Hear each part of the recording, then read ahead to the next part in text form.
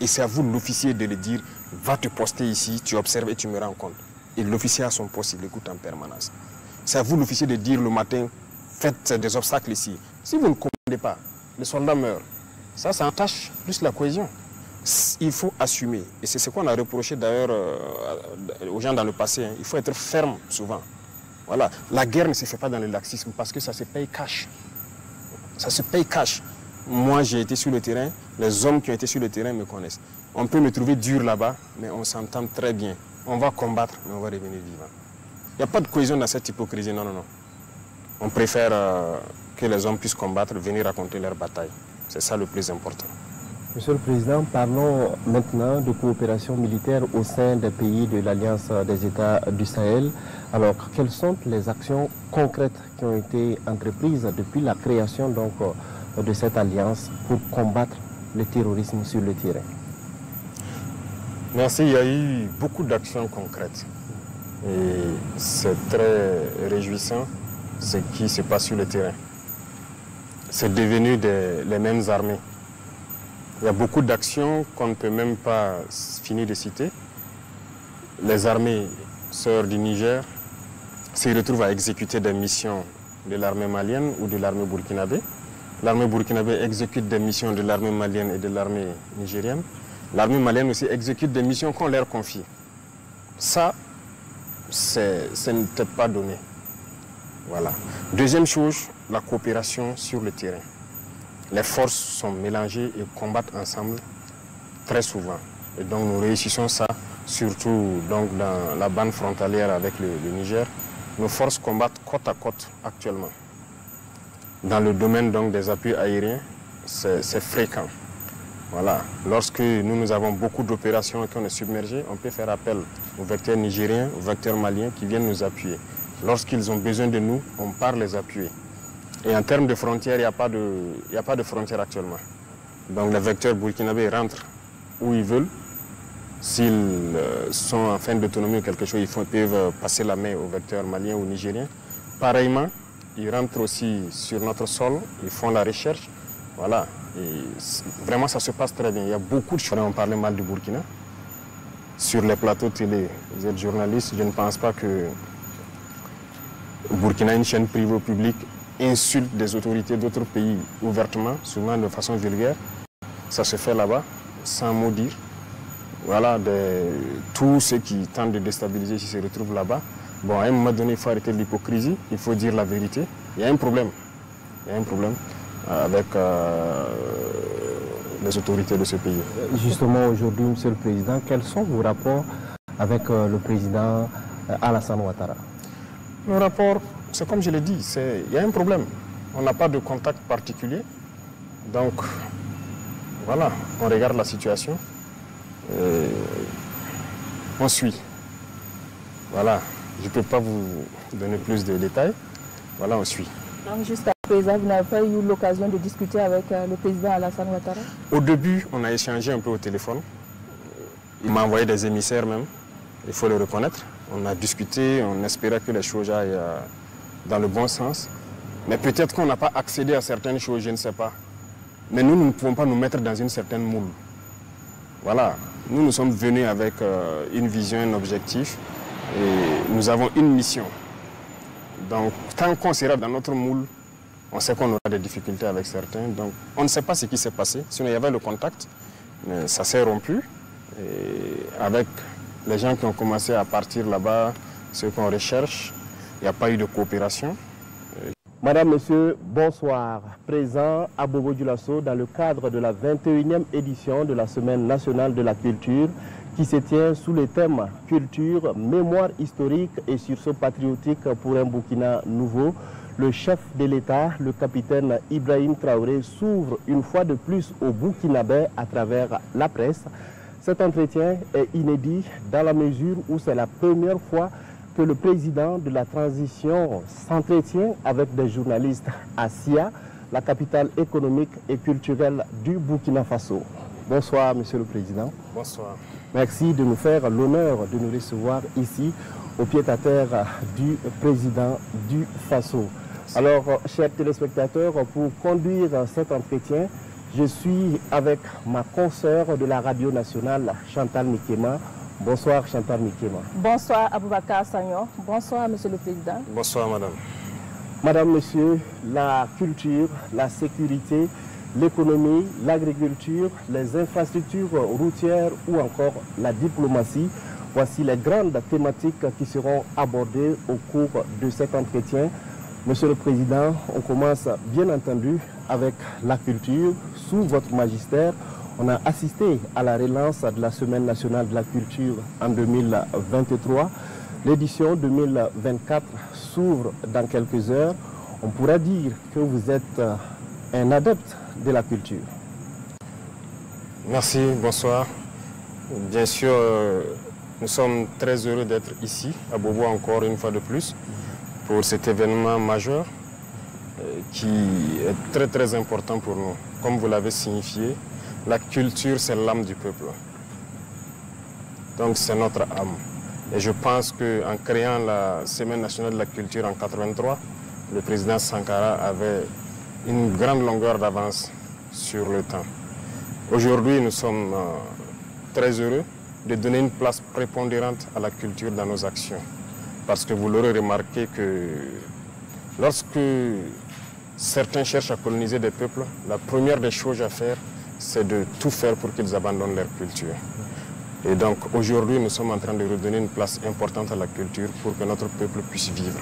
Parce que pour nous, la culture, c'est tout ce qui fait de nous des Burkinabés. Alors, Monsieur le Président, la crise sécuritaire impacte sérieusement le secteur de la culture, de l'hôtellerie et du tourisme. Alors, qu'est-ce que votre gouvernement a fait donc, dans ce sens pour donner, en tout cas, de la valeur à ces différents secteurs? Effectivement, comme vous l'avez signifié, la crise sécuritaire avait d'abord fait que la SNC ne pouvait pas se tenir. L'année passée, nous avons donc pu relever le défi, ce qui a fait que certains lieux d'hôtellerie ont pu accueillir du monde et nous continuons dans ce sens. C'est un secteur qui a été beaucoup fragilisé par cette crise sécuritaire, mais nous avons beaucoup de choses en perspective pour pouvoir redémarrer l'hôtellerie et le tourisme surtout. Je pense que si vous suivez les décisions que l'on prend au Conseil des ministres, alors nous faisons tout. D'abord, il s'agissait de réorganiser carrément le secteur du tourisme et de la culture. Le ministère a assez bien bossé pendant tout ce temps.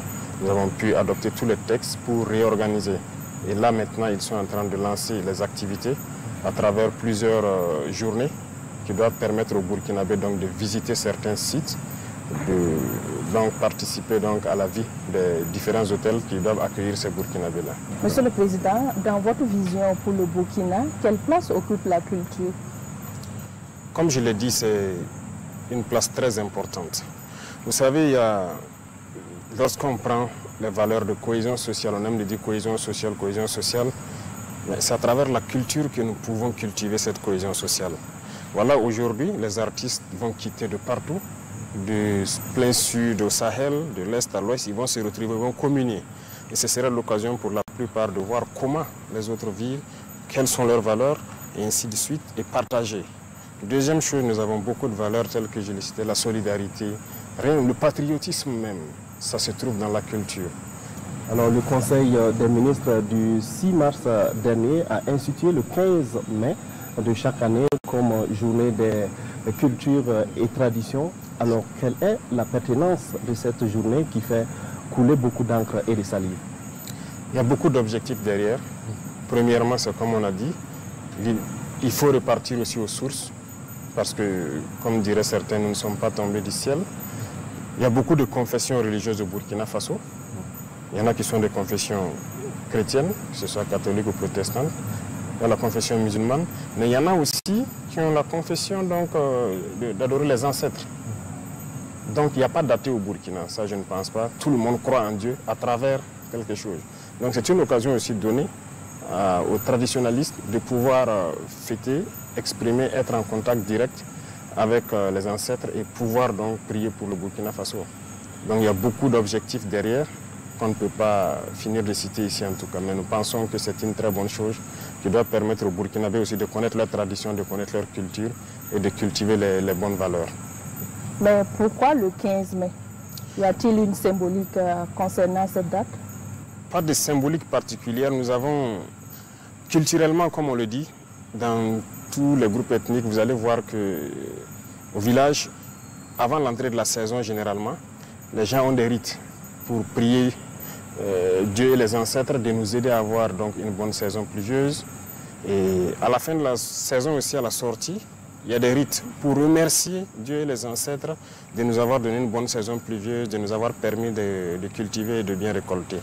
Donc nous avons proposé cette date donc, aux traditionalistes qui ont réfléchi et donc à l'unanimité ils se sont mis d'accord sur la date du 15 mai qui consacre donc l'entrée aussi dans la saison. Justement, Monsieur le Président, est-ce que cette journée des coutumes et des traditions est une sorte de réparation donc, pour mettre les religions dites révélées au même titre que les religions traditionnelles?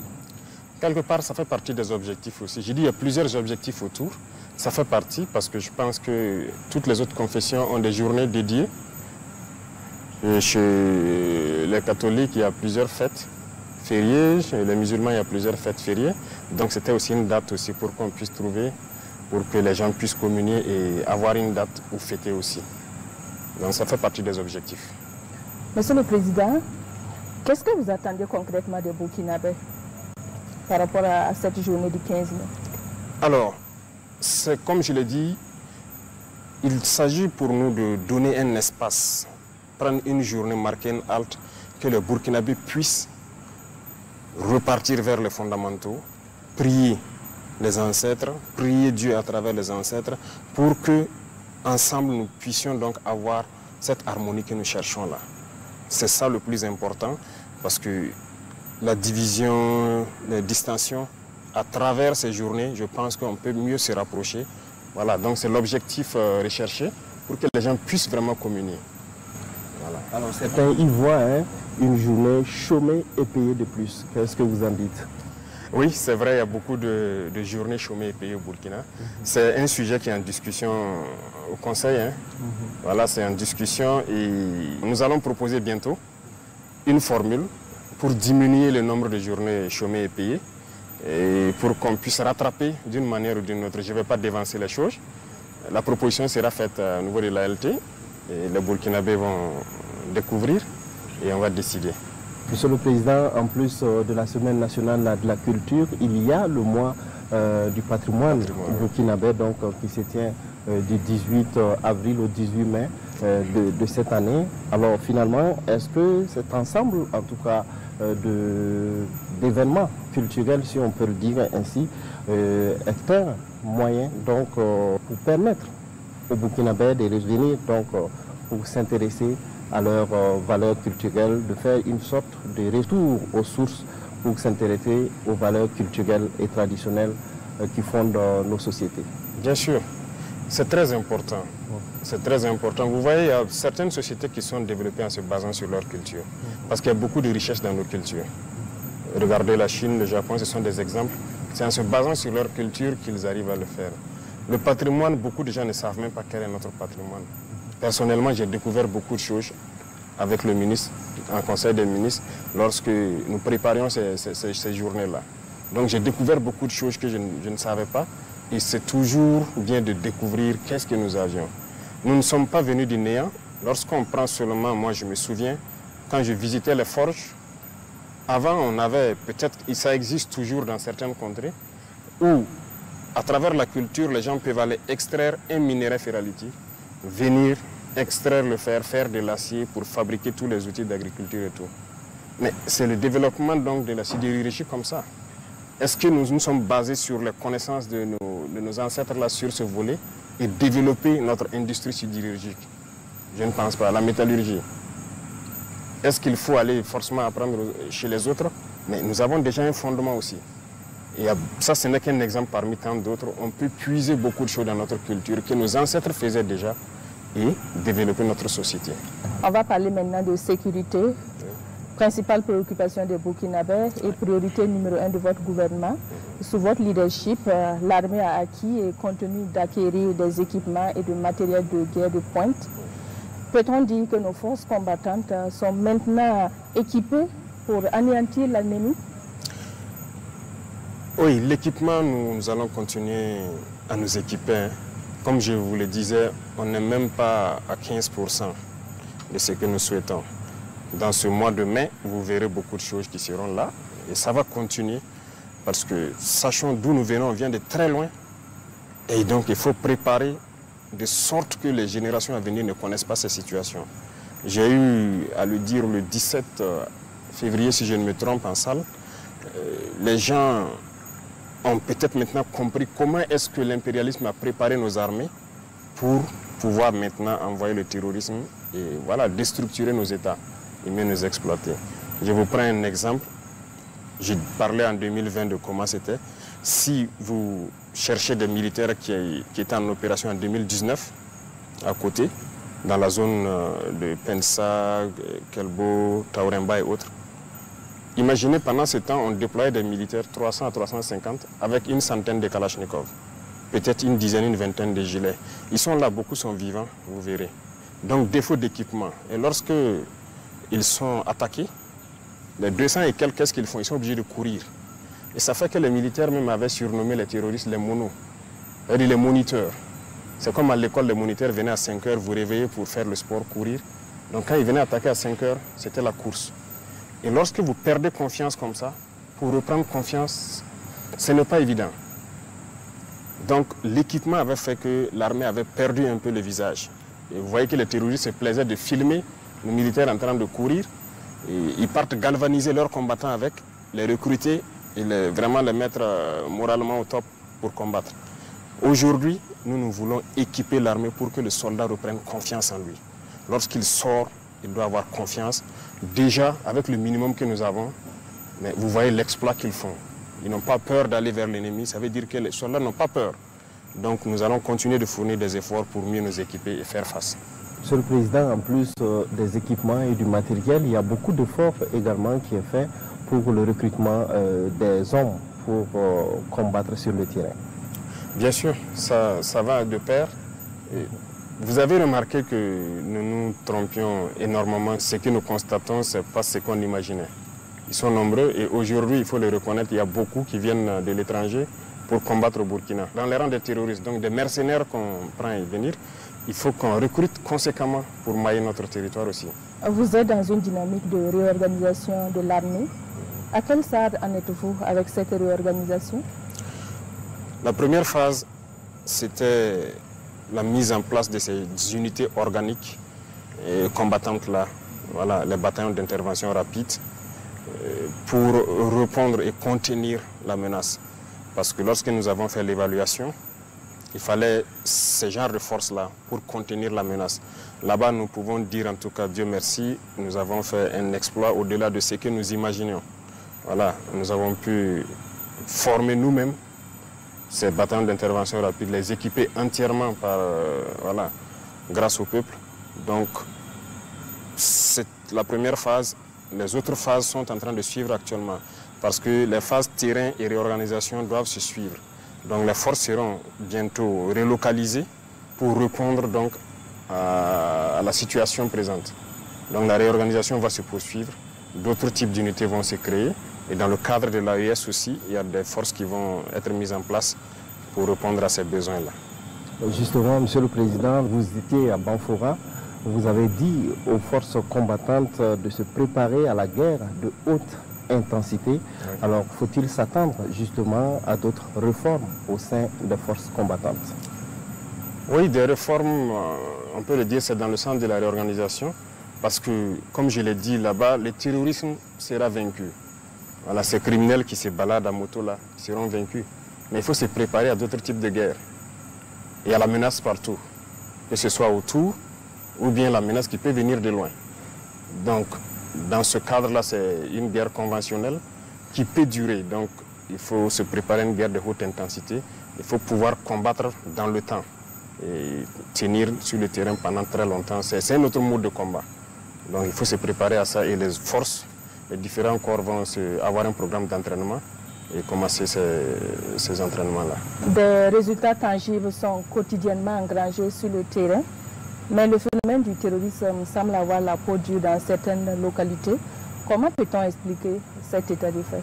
Oui, c'est le terrorisme, comme vous le dites. Après le combat, les gens se rendent compte qu'il y a beaucoup d'étrangers dans les rangs.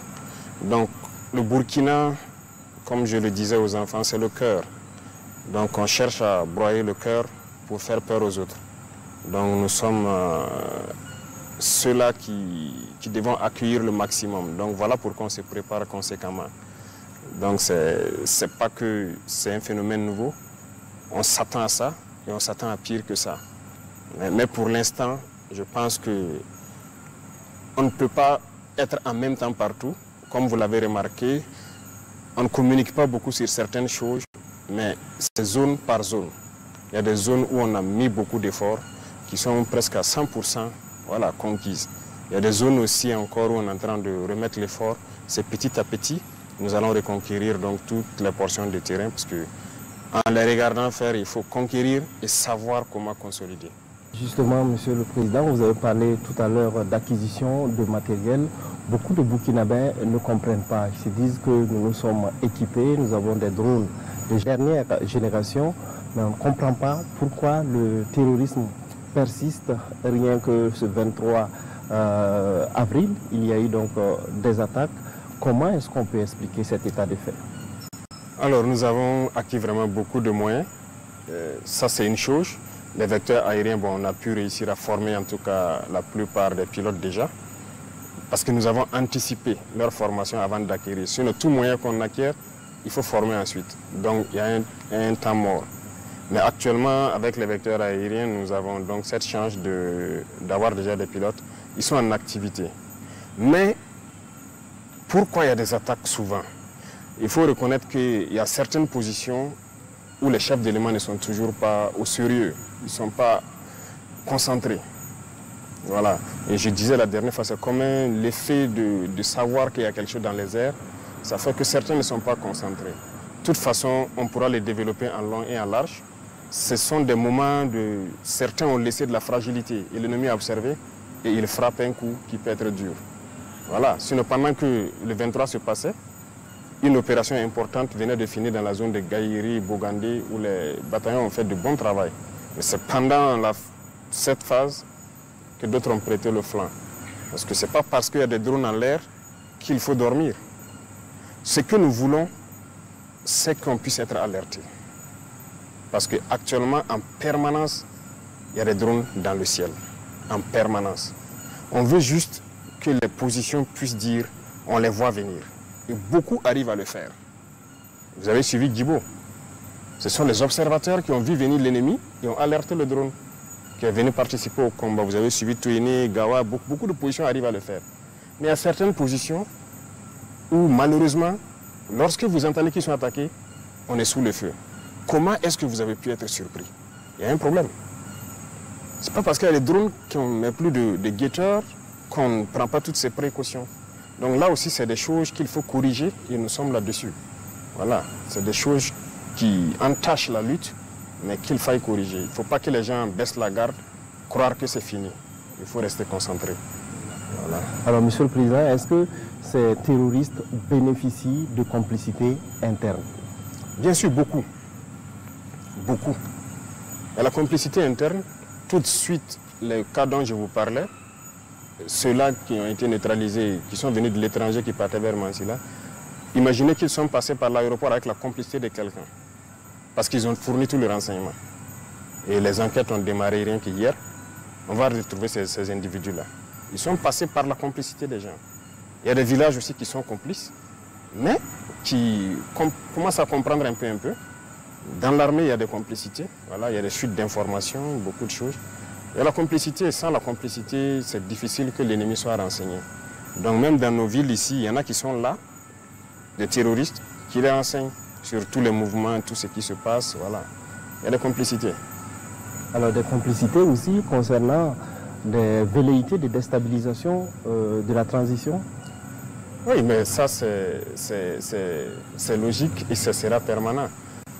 Comme on le dit, nous avons décidé de prendre nos responsabilités pour engager une lutte.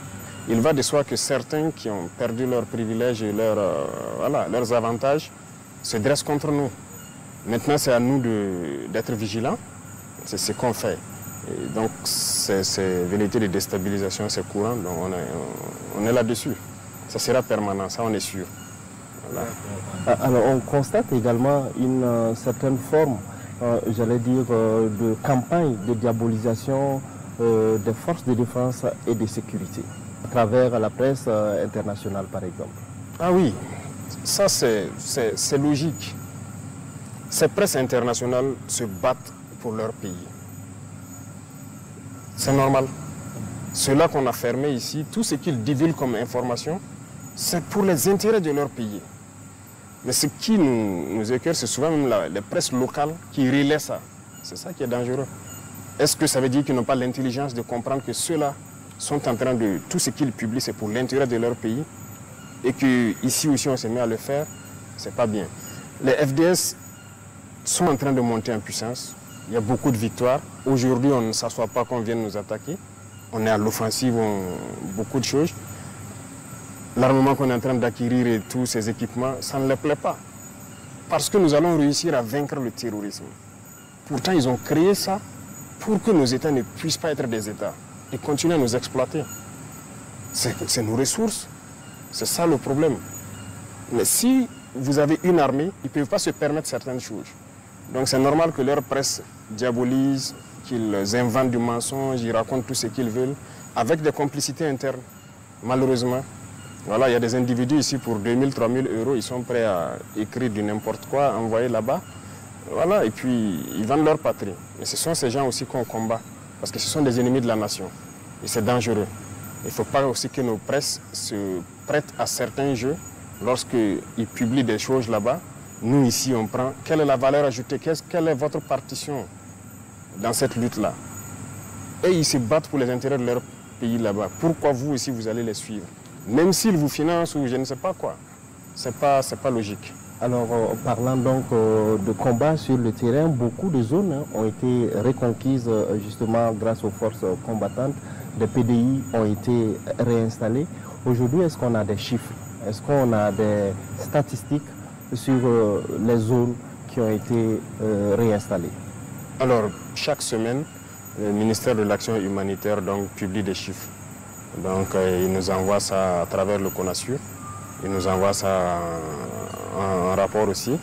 Et on peut aussi constater que certains organismes voilà, qui refusaient de voir la chose, que ça évoluait, ont commencé à reconnaître effectivement que voilà, il y a du travail qui est fait. Beaucoup de villages ont rejoint et nous sommes en train de vouloir donc les accompagner pour qu'ils s'installent et pouvoir travailler efficacement. Les écoles aussi ont ouvert dans la plupart des cas. Beaucoup de routes qui n'étaient pas empruntables le sont aujourd'hui. Donc quand même il y a une avancée significative, mais c'est des choses sur lesquelles, bon, personnellement, nous ne souhaitons pas communiquer d'abord parce que tout le pays n'est pas en sécurité. Et lorsque vous dites qu'ici c'est stabilisé, d'autres là-bas vont dire mais pourquoi vous ne venez pas chez nous faire le même travail? Pourtant, bon, c'est par étapes en fonction de la complexité des terrains qu'on va s'engager.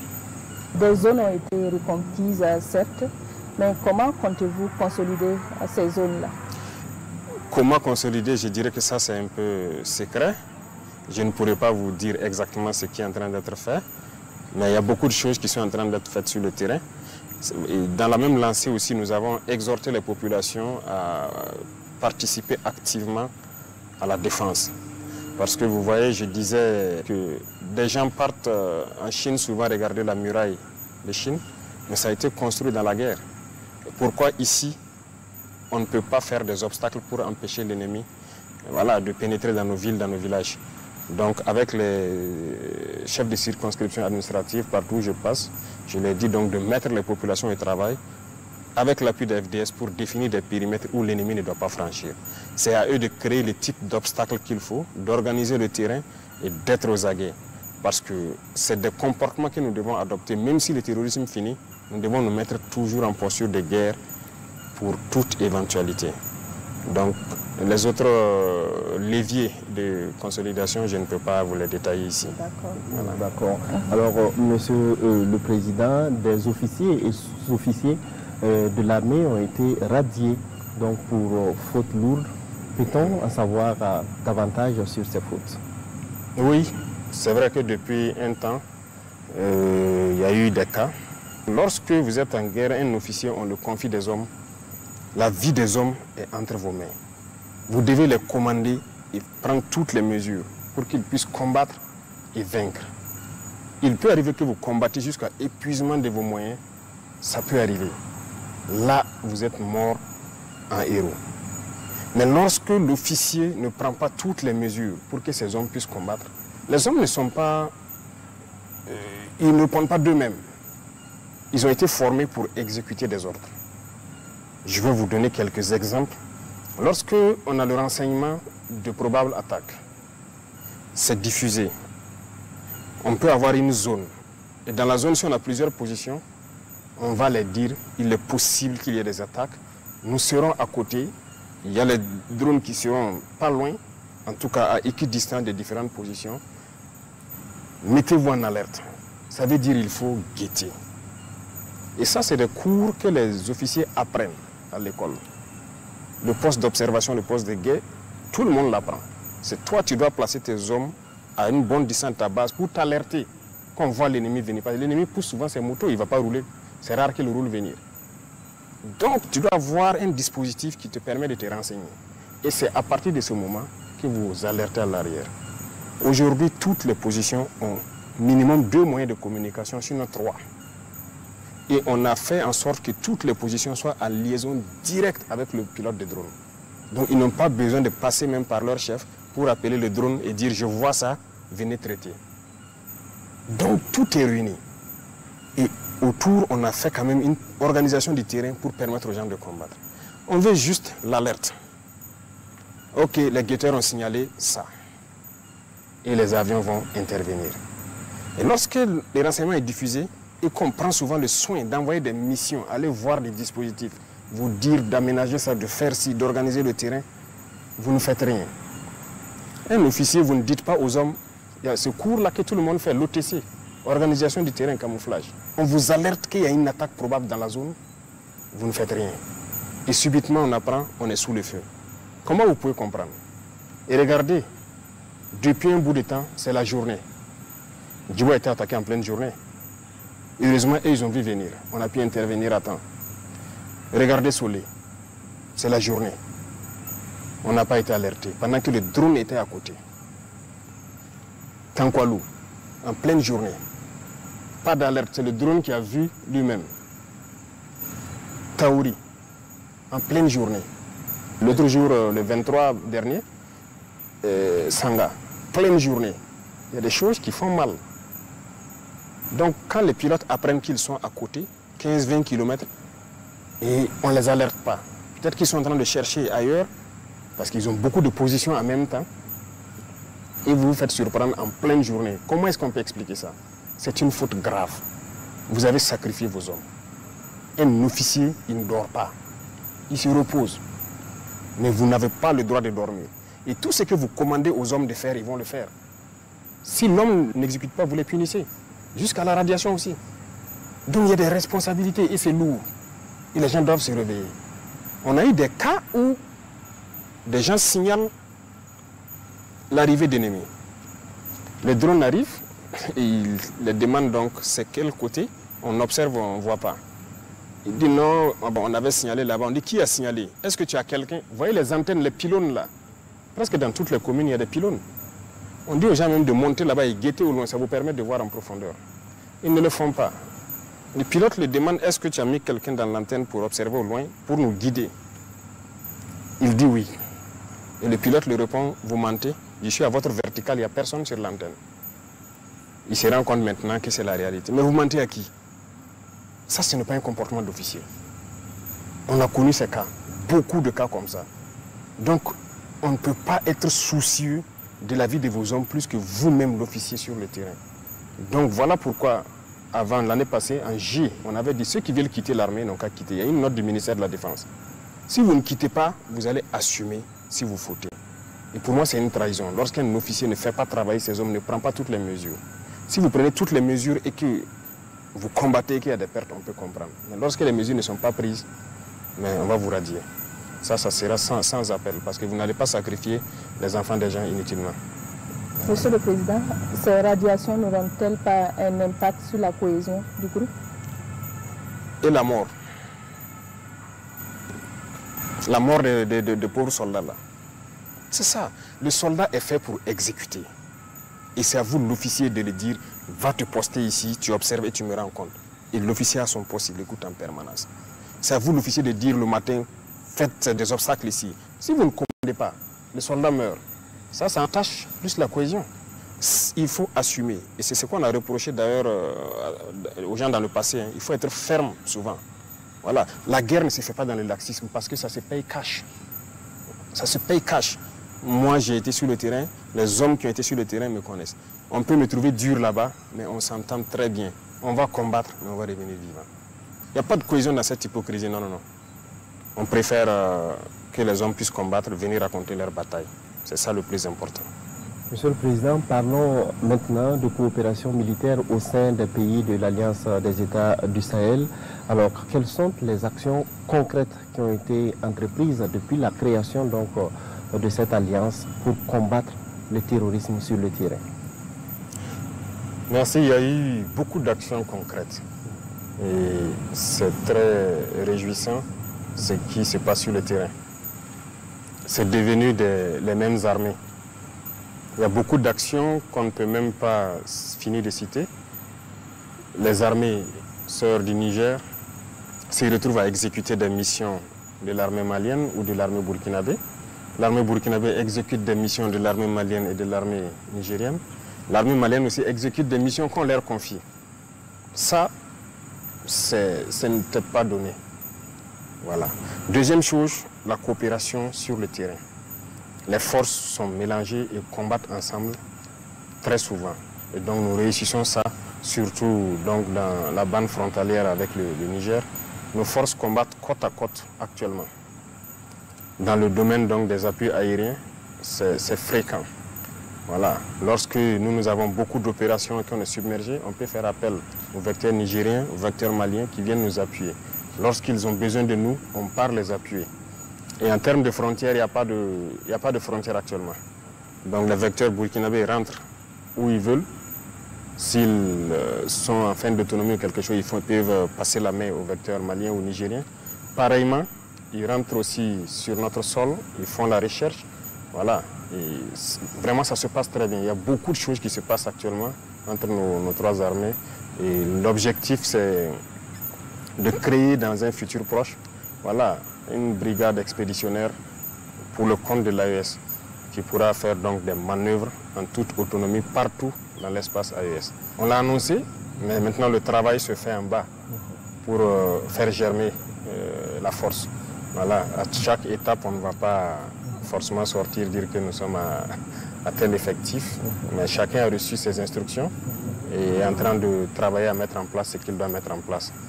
Donc, vous le saurez au moment venu. Justement, est-ce que les pays auront les moyens financiers et matériels également nécessaires pour pouvoir mettre en place une telle force? C'est ce qu'on nous a toujours dit. On n'a pas les moyens, il faut aller chercher les moyens ailleurs. Regardez aujourd'hui ce que nous avons au Burkina. Quelqu'un nous a prêté 1 franc, quelqu'un nous a donné quelque chose, mais nous avons combien de bataillons équipés? En 2022, à côté, on avait combien de bataillons équipés?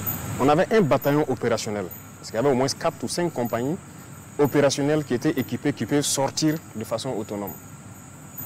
C'est une réalité.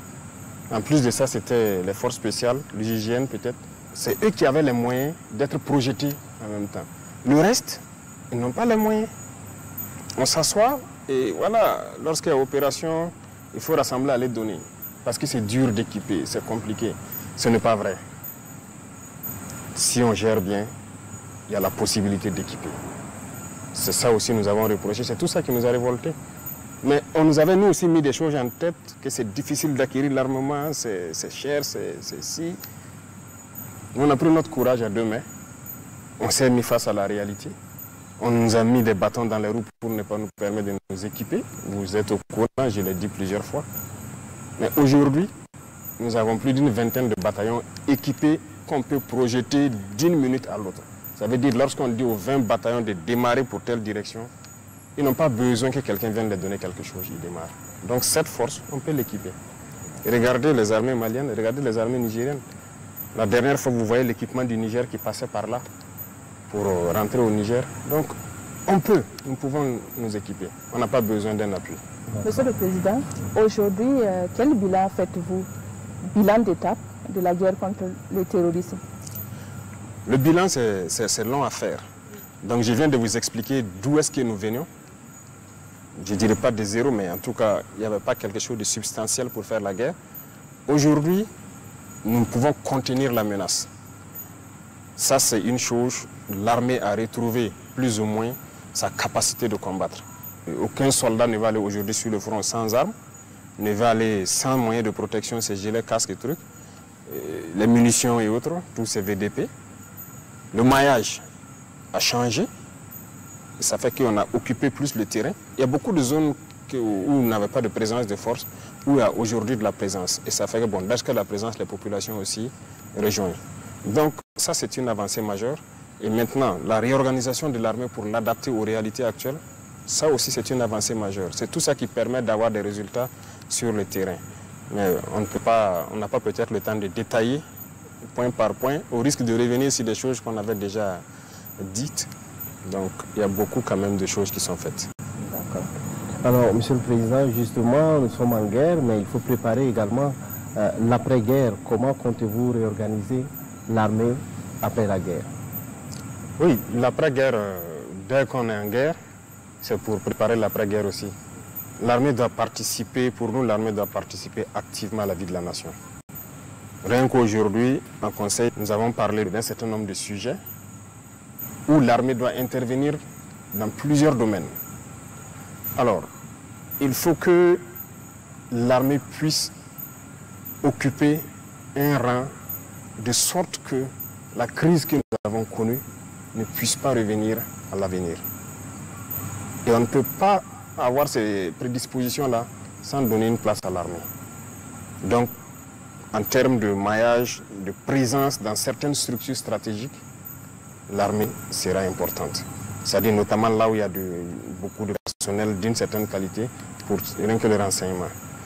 Dans la vie active du pays, notamment l'agriculture, nous avons commencé à préparer le terrain aussi. Actuellement, dans beaucoup de casernes, on a ciblé un certain nombre de casernes. Ils ont fait des forages à gros débit. On veut initier les militaires à la production. Et ça a déjà commencé avec l'initiative présidentielle. Donc il y a plusieurs casernes. Et à l'élevage aussi, à beaucoup de choses, c'est-à-dire l'agriculture. L'armée va participer à la production. Vous avez suivi à Bagré ce qu'on a fait avec l'unité mixte qui est là-bas, VDP et militaire. Au début, les gens croyaient que ce n'était pas possible. Mais ils ont produit sur beaucoup d'hectares. Et donc on est en train de multiplier ce genre d'initiatives pour que l'armée puisse participer à la production agricole. L'armée va participer à l'éducation des plus jeunes aussi, parce que le patriotisme, il faut l'enseigner. Donc l'armée aura un rôle prépondérant, en tout cas à l'avenir dans la vie de la nation. Parlons d'économie à présent. Monsieur le Président, l'économie des pays en guerre est régionalement affectée. Quelles sont vos stratégies pour relancer l'économie nationale? Il y a beaucoup de choses en vue qu'on ne va pas peut-être dire tout de suite. Mais déjà, il s'agissait de maîtriser les dépenses publiques. Ça, on est en cours. C'est ce qui nous permet de faire des acquisitions. Deuxièmement, c'est vrai qu'on a coincé un peu au niveau de la dette intérieure pour pouvoir équiper l'armée. Donc, on a atteint une phase où on a ordonné, je pense qu'à partir de la semaine prochaine, tout ce qui est petite dette, on a mis un certain montant, ils vont tout payer la semaine prochaine. Et au fur et à mesure, en allant vers les grandes dettes, pour que l'économie interne puisse tourner aussi. Parce que si la dette intérieure n'est pas payée, ça ne pourra pas tourner. Mais il fallait faire ce break-là, s'équiper, s'organiser et commencer ça. Dieu merci, le peuple a été résilient. Et je pense qu'il est temps de permettre de souffler un peu pour que l'économie puisse tourner. Il faut qu'on s'industrialise, ça c'est impératif, parce que l'économie, ce n'est pas forcément compliqué. Lorsque vous êtes trop dépendant de l'extérieur, même si vous produisez des richesses, vous êtes obligé d'aller payer. Donc c'est une fuite de devises. Vous produisez des matières brutes, vous envoyez à l'extérieur et ils transforment. C'est-à-dire vous envoyez l'emploi à l'extérieur. Et ici, vous ne créez pas d'emploi. comment on va s'en sortir. Donc voilà pourquoi aussi nous avons lancé un processus d'industrialisation pour pouvoir employer les jeunes, mais aussi pour éviter que nos devises ressortent. Et d'autres secteurs importants, ce sont nos recherches naturelles. On a pu évaluer plus ou moins. Ce n'est pas que l'or. Ici, nous avons beaucoup de choses très intéressantes. Quand vous prenez rien que la construction, le ciment, ici au Burkina, nous avons le calcaire. Mais en plus du calcaire, nous avons découvert donc que nous avons un type d'argile très bien qui peut remplacer le clinker. Donc, nous sommes en train de réfléchir à toutes ces technologies, comment mettre des usines sur place qui vont permettre de transformer tout ça sur place. Ça va éviter que nos devises se retrouvent donc à l'extérieur. Donc, il y a d'autres volets que nous ne pouvons pas développer ici dans ce secteur-là, mais en tout cas, on a de bonnes perspectives. Monsieur le Président, vous venez de le dire, donc il y a de l'espoir pour les entreprises et les particuliers qui avaient des factures impayées. Oui, oui, beaucoup d'espoir. J'ai demandé à voir la liste de toutes les entreprises qui avaient des dettes. J'ai même vu des entreprises qui ont des factures de moins de 5 millions qui traînaient au trésor et tout, qui ne sont pas payées. Donc nous avons ordonné, nous avons fait un planning. Toutes ces entreprises, jusqu'à une certaine facture, ça sera payé donc normalement la semaine prochaine. Et après, il y aura une deuxième session pour éponger petit à petit. Mais il fallait faire un planning pour vraiment pouvoir assurer et assurer aussi un minimum au côté sécurité et défense. Voilà. Justement, est-ce que vous avez un mot à l'endroit des Burkinabés qui continuent de contribuer à l'effort de guerre? Nous ne rendons grâce qu'à Dieu qui nous a permis d'expliquer au peuple qui a compris. C'est tout ce que nous pouvons dire, nous rendons grâce à Dieu pour ça. Et le peuple a compris notre mission, notre vision, l'objectif. On les remercie. C'est cette contribution qui permet au Burkina de bander les muscles et de faire ce qu'il doit faire pour survivre.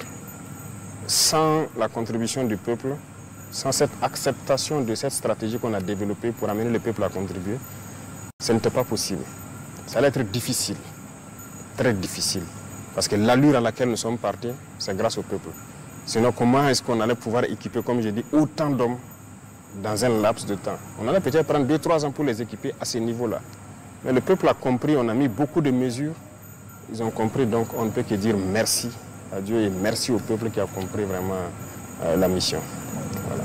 Excellence, vous avez affirmé, vous avez procédé à la pose de première pierre pour plusieurs usines dans plusieurs localités. Comment votre gouvernement compte-t-il financer tous ces projets et faire en sorte d'assurer leur mise en œuvre efficace et durable? Oui. Les pierres qui sont posées, ça c'est déjà acquis. C'est la construction qui va démarrer. Mais il y a des usines qu'on était en train de construire depuis l'année passée, certains qu'on va inaugurer avec certains partenaires privés. Mais il y a aussi des usines qui seront construites 100% par l'État. Et on a une stratégie de financement. D'abord, la caisse de dépôt de consignation d'avant, qu'on a transformée en caisse de dépôt d'investissement. L'objectif, c'est de financer l'industrialisation. Il y a le Fonds burkinabé de développement économique et social aussi, que nous sommes en train de redynamiser pour pouvoir financer l'industrialisation. Et tout ça, nous allons nous appuyer sur les acquis de nos sociétés d'État. Parce que le système, comme on le disait, j'essaie d'expliquer ça l'autre jour à Banfoura, le système qui se passait n'est pas forcément bon. Voilà, il faut le dire clairement. On a des sociétés d'État qui font des bénéfices, mais c'est posé des DAT dans les banques. C'est bien. Si l'économie se portait très bien et qu'on n'a pas de défi, on peut garder en DAT, ça produit les intérêts. On peut prendre faire ce que les gens souhaitent là, c'est payer les 14e et 15e mois. Mais nous ne sommes pas à cette étape. Donc actuellement, on est en train de relire, je profite de l'annoncer, on va relire beaucoup de textes dans les sociétés d'État pour revoir d'abord le traitement. Ça, c'est une chose parce que c'est déséquilibré par rapport à la masse populaire. Et les DAT, là, nous allons les toucher. Ça aussi, ça ne va pas plaire forcément aux institutions bancaires, mais il faut qu'ils comprennent que nous devons faire tourner l'économie. Et là, ça va eux-mêmes les permettre de se développer. Lorsque l'argent est déposé, que ça ne travaille pas, ça ne sert pas. Donc ce sont ces sociétés d'État qui vont financer beaucoup d'entreprises, beaucoup d'industries, qui vont produire et qui vont nous empêcher de partir chaque fois à l'extérieur chercher ce que nous voulons. Donc ça, c'est la grande partie comme ça, mais il y a aussi nos recherches naturelles. Là où nous allons, le nouveau code va passer à l'Assemblée, nous allons aussi nous appuyer sur l'exploitation longue de l'or pour industrialiser le pays. Et nous allons exploiter, en tout cas pour ce qui est de l'or, nous connaissons le faire. L'APEC a été instruite, nous allons mettre en place, ça a commencé déjà avec la SONASP, les premières unités de traitement. Ça a été mis en place à Zorgo, d'autres sont en train d'être mis en place au sud-ouest, pour avoir de l'or, produire donc cette richesse-là qui va nous permettre de nous industrialiser. Bref, il y a beaucoup d'autres volets sur lesquels nous sommes en train d'appuyer pour y parvenir. Les salariés des sociétés d'État doivent s'attendre à une baisse de salaire? Pas une baisse de salaire, mais une correction. Pour certains, ça serait peut-être une baisse, pour d'autres, ça sera peut-être une augmentation, pour d'autres, ça va rester stable. Mais je ne vais pas rentrer dans certains détails, voilà, au risque de les créer des soucis. Mais la manière dont ça se passe, ce n'est pas bien. D'abord, c'est trop disparate. Chaque société fonctionne de sa façon. Que ce soit la grille salariale, que ce soit les conseils d'administration, chacun décide de comment se rémunérer. Ce n'est pas bon. Il faut équilibrer tout et avoir un principe. Voilà. Donc c'est ce que nous sommes en train de faire. Donc dans le principe, peut-être que certains verront leur salaire baisser, mais c'est pour la masse populaire qu'ils le comprennent. Voilà. Le président, on dit que les structures ne sont pas les mêmes. Oui, les structures ne sont pas les mêmes, mais on a dit société d'État. Ouais. Donc tout doit contribuer à ce que l'État puisse donc avoir quelque chose. Parce que l'État, c'est quoi? Partout où nous passons comme ça, les gens demandent les routes. Comment on fait? Il faut les construire. Il faut les construire. Les gens n'ont pas l'eau potable. Il faut faire assez de forêts. Il y a tellement de défis au Burkina. Mais il faut qu'on utilise. On ne peut pas être là à avoir des millions par mois de salaire pendant que d'autres boivent l'eau dans un marigot. Non. On va équilibrer pour pouvoir servir ceux qui sont dans les villages qui ont des besoins primaires. Voilà. Et les gens qui vont nous excuser, hein, c'est comme ça. Il faut équilibrer un peu. Voilà. Alors, Monsieur le Président, l'APEC, l'entrepreneuriat communautaire est une de vos priorités. Alors, aujourd'hui, est-ce que vous fondez beaucoup d'espoir, en tout cas, sur ce type de développement endogène? C'est impératif. C'est ce que nous devons faire. Et nous allons même innover encore, parce que je disais, des régions ont des spécialités en termes de production. Nous allons voir comment mettre en place des unités de transformation dans chaque région à travers sa spécialisation. Et l'APEC va développer sûrement un modèle local à travers donc, les opérateurs économiques des dites régions et l'État va accompagner. Donc l'APEC devra réorganiser. Il faut qu'on se finance nous-mêmes nos entreprises. Voilà. Beaucoup de gens ont de l'argent, mais ils ne travaillent pas avec. Il faut qu'on les amène à se mettre ensemble, à mettre quelque chose comme base et l'État va accompagner pour créer des unités de transformation. C'est ça qui va faire employer des gens et eux-mêmes, ça va les permettre d'avoir encore plus de marge de manœuvre. Voilà. Donc, on fonde beaucoup d'espoir sur ce développement endogène-là. Qui parle d'économie, parle de corruption. Vous l'avez reconnu, vous n'êtes pas satisfait des résultats de lutte contre la corruption. Peut-on dire que vous êtes impuissant face à ce fléau? C'est un fléau qui a gangréné notre société. C'est un système qui a été installé depuis des décennies. Et chaque jour, vous voyez, c'est un système qui est comme plusieurs milliers de nœuds. Vous détachez, vous voyez quelque chose encore. Vous détachez, vous découvrez quelque chose. Donc tous les jours, moi je découvre. Je découvre. Et plus vous découvrez, plus vous êtes révolté. Mais c'est un système qui a été mis en place et qui a détruit vraiment notre pays. Mais aujourd'hui, moi je peux dire que beaucoup ont compris et commencent à quitter un peu eux-mêmes la situation. D'autres aussi, par les dénonciations, arrivent à nous faire voir beaucoup de choses. Regardez le domaine de l'agriculture par exemple. Imaginez que on donne de l'engrais, l'État subventionne pour les paysans. Mais il y a une pratique qui est là depuis des décennies. Les agents même, avec la complicité de certaines autorités locales là-bas, ils vendent. Ils volent, ils vendent au prix qu'ils veulent aux paysans. Et l'engrais subventionné n'arrive pas aux paysans. On est en train d'enfermer beaucoup. Beaucoup. Ça fait que je disais au ministre qu'il va se préparer à recruter. Mais c'est des agents du ministère. Mais c'est des dénonciations. Donc ça veut dire que le Burkinabé a commencé à comprendre que la corruption ne peut pas nous permettre de nous développer. Il y a une structure qui est en train d'être créée. Ça sera dans tous les ministères et la structure centrale sera la présidence, où les dénonciations vont se faire. On va mettre tout le processus en branle jusqu'à prendre les individus impliqués et récompenser ceux qui auront dénoncé. Donc, ce n'est pas fini d'abord. On a pris le décret de dénonciation, mais il y a un organe qui est en train d'être créé pour gérer tout ça. Alors, en ce qui concerne l'agriculture, votre gouvernement a lancé l'initiative présidentielle pour la production agricole. Alors, démontrant ici votre engagement en faveur du secteur agricole, alors quels sont vos objectifs à travers cette initiative? L'initiative présidentielle est là, l'offensive agro-pastorale est là. L'objectif, c'est qu'on atteigne l'autosuffisance alimentaire le plus vite. Parce que, comme je l'ai dit, la souveraineté alimentaire, c'est très important. On ne peut pas continuer d'avoir des Burkinabés qui ont faim. Donc, il faut qu'on produise. Et l'expérience a montré qu'on ne peut pas se développer sans l'agriculture. Et même dans les zones où il y a les terres les plus arides, ils essaient de transformer l'environnement pour cultiver. Et nous nous sommes engagés à accompagner beaucoup les producteurs. Donc, normalement, dans quelques jours, nous allons donc lancer un programme d'appui aux agriculteurs pour qu'ils rentrent dans la saison. Vraiment, c'est les aider au maximum à travers l'équipement pour qu'ils puissent labourer le maximum des champs. On va les accompagner en termes de semences, en termes d'engrais, pour qu'ils puissent produire au maximum. À travers l'initiative, on a lancé l'année passée sur une expérimentation sur environ 14 000 hectares. Nous avons vu les résultats. Donc on a compris que les paysans ont besoin juste d'être accompagnés. Si on leur donne l'accompagnement qu'il faut, ils vont se lancer.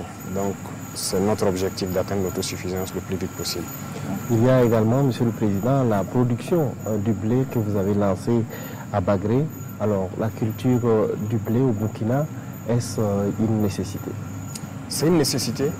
Si vous voyez les chiffres au niveau du ministère du Commerce, de l'importation de la farine de blé ou de blé pour les moulins, c'est quand même énorme, hein? C'est plusieurs milliards. C'est ça, j'ai dit, la sortie des devises. Et ce n'est pas que le blé, il y a beaucoup de spéculations que nous avons testées et que nous allons donc mettre maintenant en pratique. Voilà, donc toutes ces spéculations-là, c'est pour que nous puissions produire à l'intérieur et transformer à l'intérieur. Et c'est là que nous avons donc une valeur ajoutée. Donc il y a beaucoup de spéculations, ce n'est pas que le blé. Le blé, ça a bien marché. On a fait les tests au laboratoire pour voir s'il n'y a pas de toxines ou quelque chose de particulier. On m'a transféré les résultats. Tout est concluant, c'est vraiment très bien. Donc c'est quelque chose qu'on va poursuivre. Monsieur le Président, vous venez de souligner que les producteurs seront accompagnés pour la campagne humide à venir. Est-ce que les coûts des intrants, notamment l'engrais, va-t-il connaître une réduction cette campagne? Nous espérons, c'est l'objectif, et instruction a été donnée pour que ce soit ainsi. C'est ce qui a mené à dissoudre donc la CAIMA et créer la nouvelle structure, parce que ça n'allait pas. Voilà, c'était une association, et il n'arrivait pas à fonctionner correctement. Ça fait que les intrants étaient là à des coûts tellement élevés que les paysans ne peuvent pas. Donc actuellement, nous avons créé la nouvelle société pour pouvoir traiter directement avec les pays producteurs d'engrais. Et là, ça va nous permettre de pouvoir payer l'engrais moins cher. On s'y est un peu pris tard parce que les cycles de production dans ces pays-là sont un peu dépassés. Donc cette année, on essaie de faire des efforts, mais je pense que dès la sortie de la saison, nous allons commander le maximum pour que la contre-saison, les gens puissent produire. Parce que nous ne comptons pas produire juste pour la saison pluvieuse. Voilà. Nous allons aborder à présent le volet infrastructure. Quelles sont les priorités de votre gouvernement en matière de développement des infrastructures routières? C'est aussi une priorité, parce qu'il y a tellement de priorités au Burkina. C'est ce que je dis, on vient de très loin. Il y a beaucoup de routes. Ça, c'est partout où nous passons, c'est la question des routes. Plusieurs provinces ne sont pas reliées entre elles par du bitume. Et pourtant, lorsque les gens produisent, comment évacuer la marchandise s'il n'y a pas de route? C'est compliqué. Donc actuellement, nous sommes en train de la lutte contre le terrorisme aussi. La route participe beaucoup. Lorsque la route est bitumée, l'insécurité diminue un peu. Rien que le risque d'IED et tout, ça diminue beaucoup. Donc ça veut dire que nous devons aller vers la construction de très bonnes routes dans les zones à fort défi sécuritaire. Donc c'est un défi majeur qui est devant nous et nous allons lancer très bientôt un peu partout certains travaux de construction d'infrastructures routières. Nous sommes à Bobo, il y a des projets de construction et de réhabilitation de routes qui sont prévus ici. Oui, c'est un plan global et c'est le lancement ici. Voilà, sinon à Ouagadougou ça a commencé, dans certaines provinces aussi ça a commencé. Il y a certaines zones à fort défi où ça doit aussi se lancer. Normalement on avait commencé, mais il y a des entreprises qui sont retrouvées être défaillantes. Ils ne sont pas en mesure de faire, donc on était obligé de résilier certains contrats et recontracter actuellement avec de nouvelles entreprises qui vont se déployer. Donc c'est un peu sur le plan national, hein. Il y a beaucoup de routes qui doivent être faites. Notamment ici à Bobo, il y a la route de Ourodara que nous allons poursuivre jusqu'à la frontière. Il y a la route de Banfoura qui est un projet, beaucoup d'autres routes. Voilà, au niveau de Pau, de Ouargaï, il y a beaucoup de routes qui doivent démarrer. Et nous espérons que les entreprises soient assez fortes pour pouvoir nous accompagner. Monsieur le Président, qu'est-ce qui a motivé la mise en œuvre de l'initiative présidentielle pour le développement communautaire exécutée par le Bureau des grands projets du Burkina? Oui, c'est une initiative qui n'a pas véritablement commencé. Ça a commencé par de petites actions d'abord, notamment certaines infrastructures routières à l'intérieur des communes, certaines communes. Mais ça doit se poursuivre parce que dans ça, nous voyons le développement de certaines infrastructures routières, l'assainissement, mais même le développement aussi des différentes communautés à travers donc, voilà, la production, la transformation locale sur place. Donc on veut encourager beaucoup les petits métiers aussi. Donc c'est tout un ensemble de facteurs comme ça qui sont réunis dans cette initiative. D'accord. Alors, Monsieur le Président, on va parler maintenant de diplomatie. Alors, comment se porte la coopération avec les pays voisins du Burkina? On a déjà parlé de l'AES. Avec les pays voisins du Burkina, comment est-ce que la coopération se porte? Bon, il faut le dire, ça va plus ou moins. Avec certains pays, il n'y a pas de problème. Avec d'autres aussi, il ne faut pas avoir on ne va pas continuer à faire de l'hypocrisie. Il y a des soucis avec certains pays. Voilà, ça, il faut le reconnaître. Et nous sommes là-dessus et nous espérons que chacun comprendra. Parce qu'au début, nous avons eu un peu de soucis. En octobre, novembre 2022, alors je vais vous dire clairement, on a été approché par beaucoup d'émissaires, notamment des pays du Sud. Chaque fois, c'était peut-être nous dire de négocier en quelque sorte avec les terroristes, parce qu'ils veulent un couloir, ils veulent juste faire le trafic, ça veut dire laisser une portion du terrain, et voilà, ils vont nous laisser tranquilles. Nous avons dit que ce n'était pas possible parce que nous sommes burkinabés. On préfère mourir dans la dignité que de négocier donc, les conditions de notre esclavage. Négocier avec ces gens-là, c'est négocier les conditions de son esclavage. Donc j'ai compris la mentalité de certains et j'ai conseillé beaucoup que ce n'était pas une bonne idée de négocier. Mais bon, on savait ce qui se passait. Les choses se passaient à Niamey en son temps. Voilà, entre le président Bazoum qui était le centre et les terroristes, certains agents extérieurs, et ensuite les messagers venaient vers nous. J'ai même envoyé aussi des messagers vers le président Bazoum en son temps, qui malheureusement n'a pas bien accueilli la mission parce qu'il n'a même pas pu me faire de compte rendu parce que c'était un échec. Nous avons compris qu'il y a une machine qui est en œuvre et donc nous avons décidé de combattre, de lutter. Nous avons refusé catégoriquement de négocier avec qui que ce soit. Nous allons combattre. Et ces gens qu'on avait conseillé de ne pas rentrer dans ce schéma, je pense qu'aujourd'hui, beaucoup se rendent compte qu'on avait raison. Parce qu'ils ont commencé à être attaqués. Il n'y a pas de possibilité de négocier avec ces gens. Donc, il faut qu'on se mette au sérieux pour lutter. Dernièrement, vous avez vu à travers le reportage, lorsque les unités sont arrivées à l'opération Ouragan à la frontière ivoirienne, voilà, je suivais l'opération de près. C'est de féliciter même les soldats pour leur discipline. Parce qu'ils n'étaient pas obligés de s'arrêter, regarder les terroristes à 50 mètres de lui, au-delà du fleuve. Ils pouvaient envoyer des roquettes, comme il a dit. Mais par discipline, respect des consignes, ils ont observé et puis ils se sont retournés. Mais ce sont des comportements qui ne sont pas bien, il faut le dire. Parce que le Burkina a connu ça aussi. Les IAG ont habité ici. On était une base arrière des terroristes. Ça donnait quoi? Donc il faut que ces pays-là aussi comprennent ça, que ça ne marche pas. Et il y a beaucoup d'autres choses. Avec la plupart, je pense qu'on commence à se comprendre. Mais du côté quand même de la Côte d'Ivoire, il y a du développement à faire. Voilà, il faut qu'ils reviennent à de meilleurs sentiments. Tous les déstabilisateurs du Burkina sont là-bas, ne se cachent pas. Les officiels ivoiriens ont parlé mal du Burkina. Sur les plateaux télé, vous êtes journaliste, je ne pense pas que le Burkina, une chaîne privée ou publique, insulte des autorités d'autres pays ouvertement, souvent de façon vulgaire. Ça se fait là-bas, sans mot dire. Voilà, tous ceux qui tentent de déstabiliser ici se retrouvent là-bas. Bon, à un moment donné, il faut arrêter l'hypocrisie, il faut dire la vérité. Il y a un problème. Il y a un problème avec les autorités de ce pays. Justement, aujourd'hui, Monsieur le Président, quels sont vos rapports avec le président Alassane Ouattara? Nos rapports, c'est comme je l'ai dit, il y a un problème. On n'a pas de contact particulier.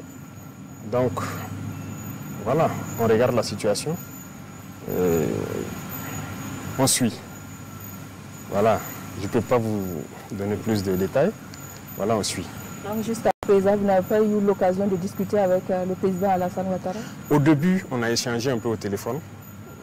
Il m'a envoyé des émissaires même, il faut le reconnaître. On a discuté, on espérait que les choses aillent dans le bon sens. Mais peut-être qu'on n'a pas accédé à certaines choses, je ne sais pas. Mais nous ne pouvons pas nous mettre dans une certaine moule. Voilà, nous sommes venus avec une vision, un objectif. Et nous avons une mission. Donc, tant qu'on sera dans notre moule, on sait qu'on aura des difficultés avec certains. Donc, on ne sait pas ce qui s'est passé. Sinon, il y avait le contact, mais ça s'est rompu. Et avec les gens qui ont commencé à partir là-bas, ceux qu'on recherche, il n'y a pas eu de coopération. Jusqu'au jour d'aujourd'hui, c'est ce qu'on observe. Aujourd'hui, il y a eu des incidents à la frontière avec la Côte d'Ivoire. On parle donc de soldats burkinabés qui sont détenus par la partie ivoirienne et vice-versa. Alors, quelle est la situation sur ce plan? C'est vrai, quelques incidents mineurs. Ça, ce n'est pas un problème pour nous. Retenez que nous sommes en guerre.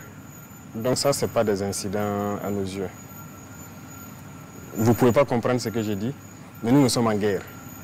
Et nous sommes préparés à tout. Donc ça, ce n'est pas des incidents. C'est mineur. Vous confirmez qu'il y a des soldats qui sont détenus de part et d'autre? Oui, la dernière fois, pendant l'opération, il y a un soldat et puis un VDP que les forces ivoiriennes ont appréhendé. On menait chez eux à Abidjan là-bas. Avant ça, il y a 2 gendarmes aussi ivoiriens qui avaient fait incursion. Mais il y a eu plusieurs incursions. Je pense que la dernière fois à la rencontre, ils les ont amenés, les fiches avec tous les noms. Il y a eu plus d'une vingtaine de fois où les forces ivoiriennes sont rentrées sur le territoire. Mais bon, on n'a jamais pris garde. Mais les 2, c'était un cas particulier. Voilà pourquoi on avait pris, pour question de renseignement.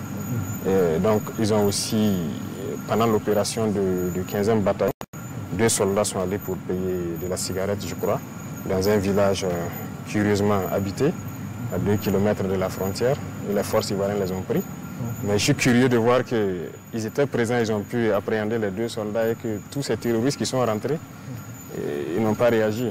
Donc, c'est un incident isolé. Nous, on continue le combat. Voilà. D'accord. Alors, Monsieur le Président, est-ce que la récente rencontre entre les ministres en charge de la défense des 2 pays va permettre peut-être de détendre la situation? On espère. Mais je dirais que la balle est dans leur camp. Voilà, ils ont souhaité la rencontre, on n'a pas refusé. Ça s'est bien passé, ils ont eu des échanges. On les regarde maintenant. Voilà.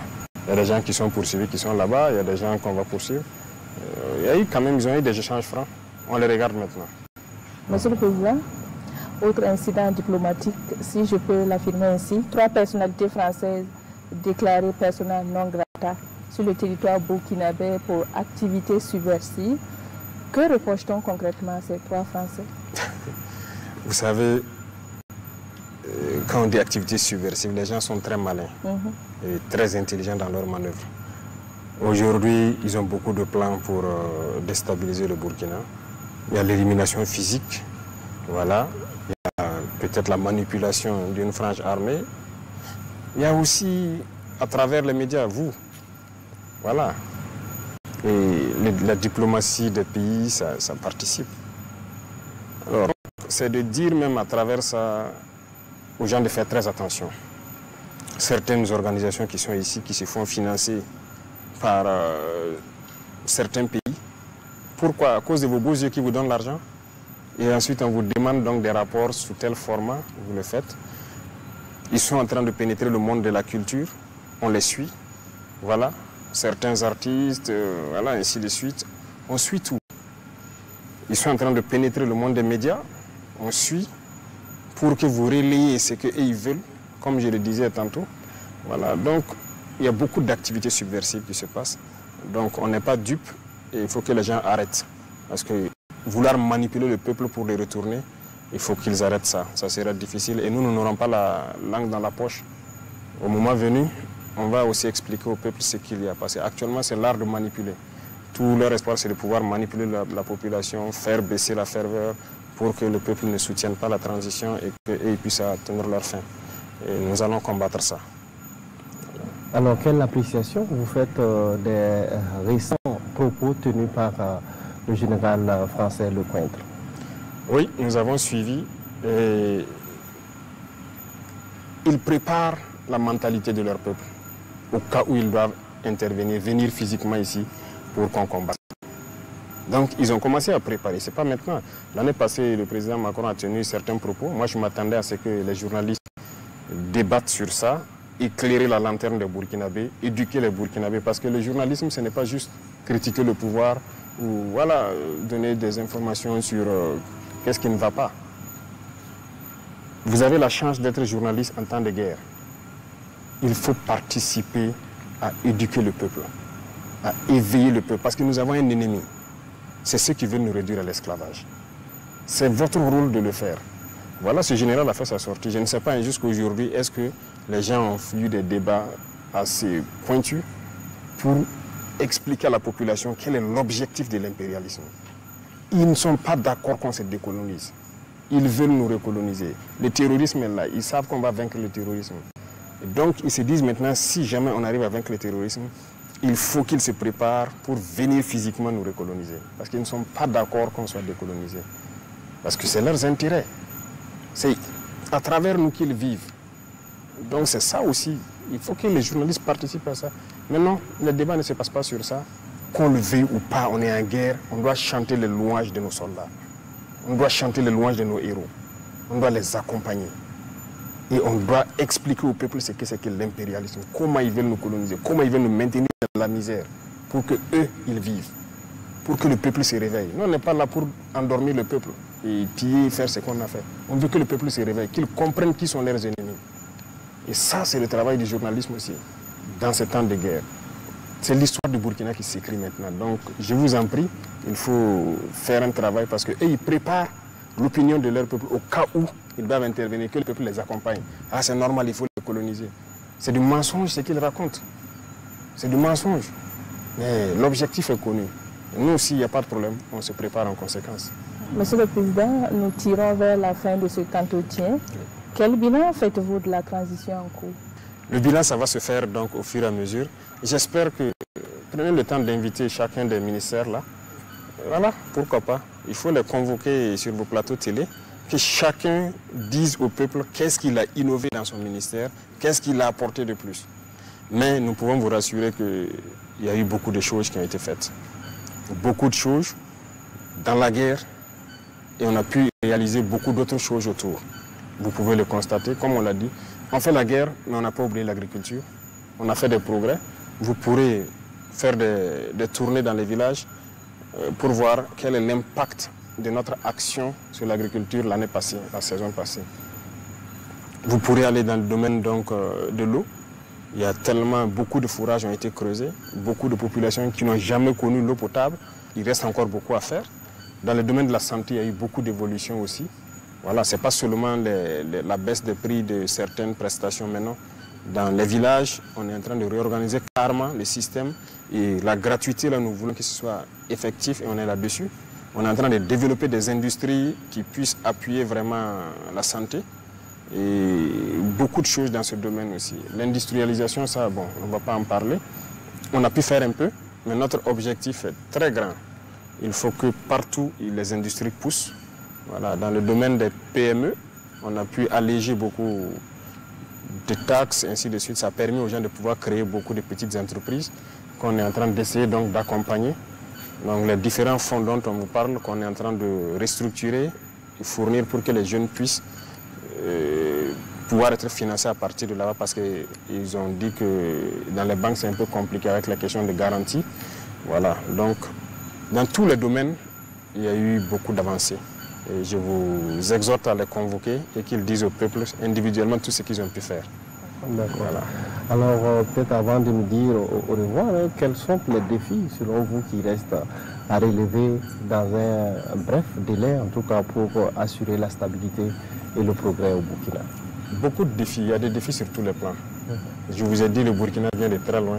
Et donc, ce qu'on a fait, ça va sembler très infime par rapport à ce qui doit venir.